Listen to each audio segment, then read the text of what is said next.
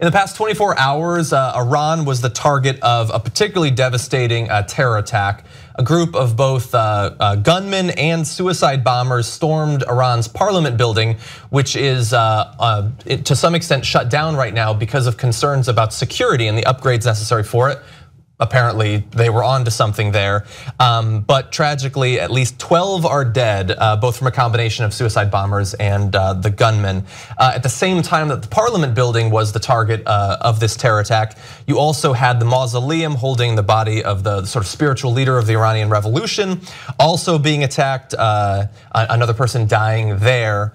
And we hear about terror attacks every day, because the world is in a terrible spot. But Iran itself is not necessarily the constant target of acts of terror, and so obviously our sympathies go out to them. I did want to read though a statement that was put out by the White House, which has its good side and it has its bad side. The beginning is, "We grieve and pray for the innocent victims of the terrorist attacks in Iran and for the Iranian people who are going through such challenging times."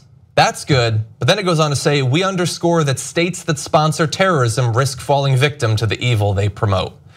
Which sounds to me like blaming the victim there. Well, I mean, there have been a number of countries that do not promote terrorism that have been attacked by terrorists. So that's a weird line of thinking. Yeah, and unnecessary. And that is the common narrative coming out of the White House, is that you cannot simply stand in solidarity. You cannot simply express grief. There always has to be some sort of little cut. I mean, it was a jab in the middle of a statement that's supposed to show that you sympathize with all the people that are hurting right now. Yeah. It's just, I don't know. This is the second time, I think, this week that's happened. So, and then times when we want them to actually make a statement about something, they have nothing to say. So, yeah, like the Portland attacks that left 2 dead. Trump just not interested in it. I guess they didn't talk about it on Fox and Friends, so he didn't talk about it.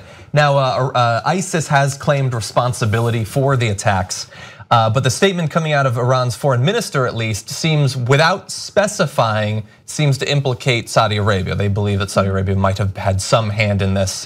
That is what the foreign minister is saying. I'm simply passing it on to you. But obviously, devastating terror attack, and our thoughts go out to the victims. You don't like ads? Well, I hear you, brother. Did you know that you can become a Young Turks member, get the full 2-hour show every day on demand, plus so many other network shows, all ad-free for just $10 a month? Give it a shot right now, tuytnetwork.com/join.